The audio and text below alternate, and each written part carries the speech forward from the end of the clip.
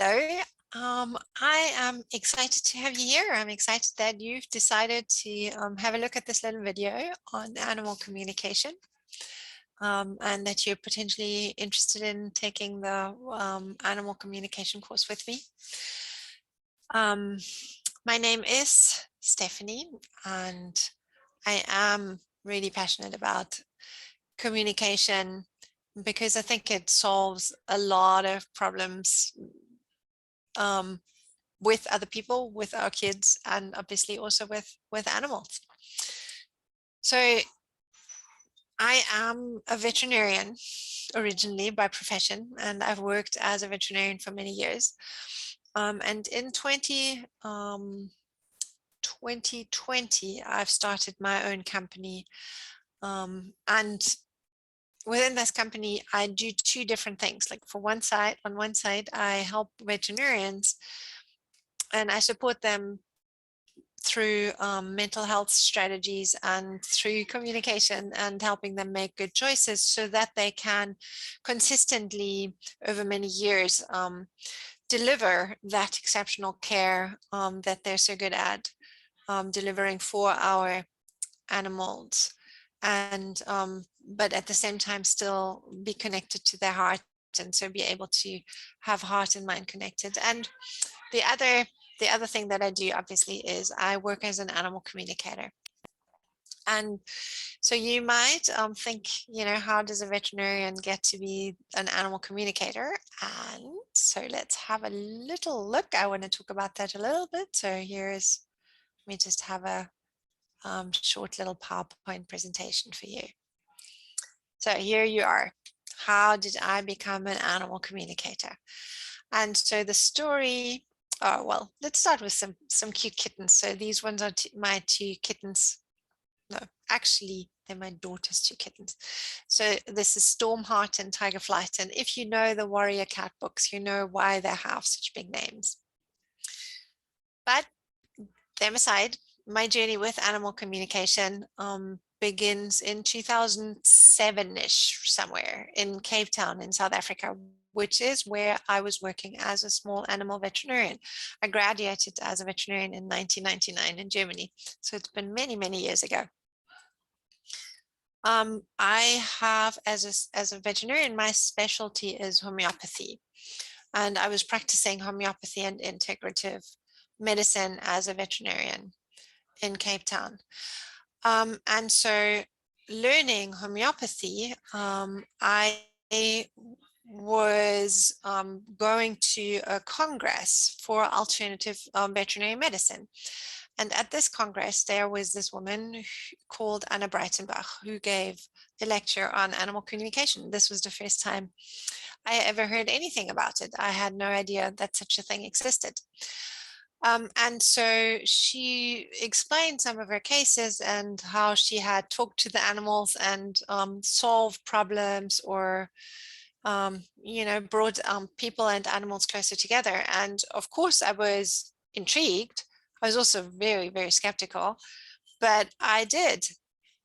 I did, after the lecture, go to her and introduce myself and said I was working in Cape Town as a veterinarian and could I have a card. So she gave me the card, and then a couple of months later, and so this is Anna here in the back, and this is one of her most famous animal communications, because the video is on YouTube, and and I'm going to put it underneath, the link to it underneath here as well, because it's really worth watching. It's so sweet. Anyway, so this is Anna Breitenbach, and so I got to work with her because I was treating a cat. So as a homeopathic veterinarians, you will end up seeing more behavior cases. And so I was working with an owner and a cat whose cat was consistently attacking the other cats in the house. And we could move the behavior a little bit with the remedies, and then it would revert back to doing the same thing over again. And so after like maybe 2 months of this, I asked the owner whether they would be interested to they would be interested in calling Anna in for a consultation. And so the owner said yes. And Anna did talk to this cat. And the cat basically, so the cat was a rescue cat who was rescued into a household with 2 other cats. And the cat basically said, I can't live with other cats. It's not who I am. It's like, I really appreciate the sentiment of like giving me a home, and this is not where I can live. And so the cat was rehomed and went to a family with a young boy where she was the only animal.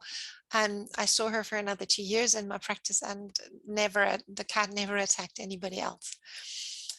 And in the same thing, I worked with another case with Anna, and also solved it. And so I slowly became convinced that this obviously is something that is working.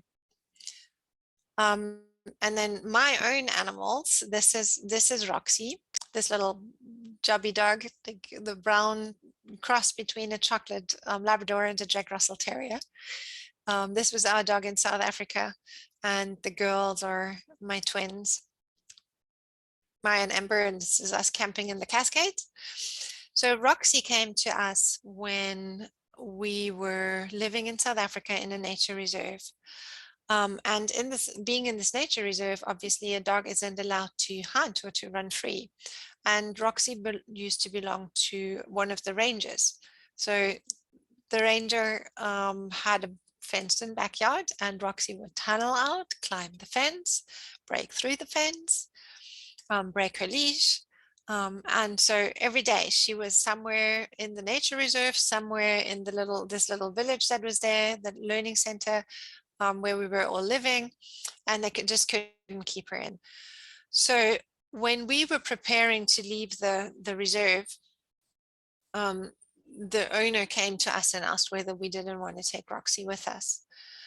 And we took her on, but initially we were still living there, and she'd still do the same thing, right? She'd like break out and run away and hunt, and I was absolutely at my wit's end, because nothing I did made any difference. And so I called in a communicator, a different communicator. This was not Anna.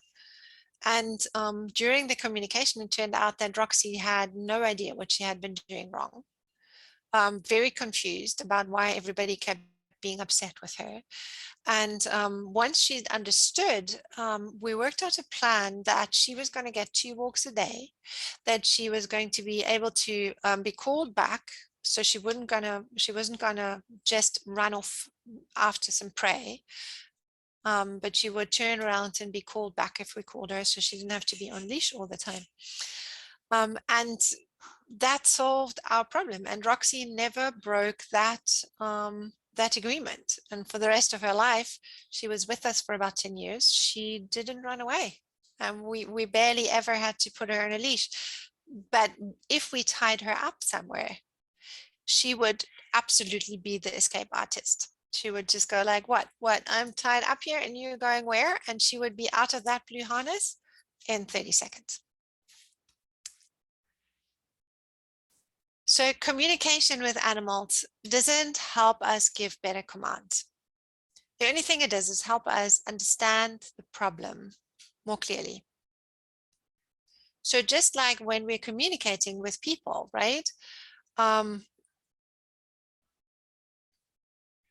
The resolution to, like when you're communicating, like for example with your kids, right, you can just tell them what to do all day long, but if we take into consideration what they want and need, and we listen to them, then it's much more likely that we will actually find a solution that works for all of us and that they will also stick to, right?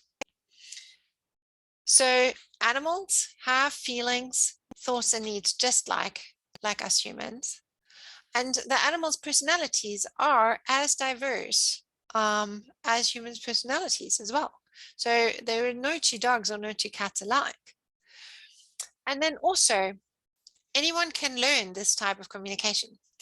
So Anna was the first person that said that to me. Anybody can learn this. And then because I was getting intrigued and I was seeing the results of it, I started to learn animal communication. And I've done like 2 workshops.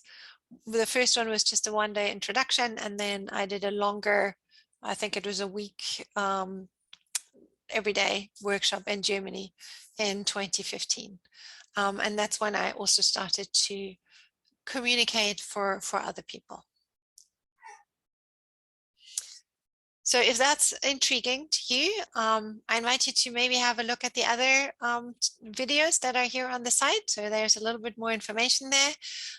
Or if you have any questions, just feel free to contact me.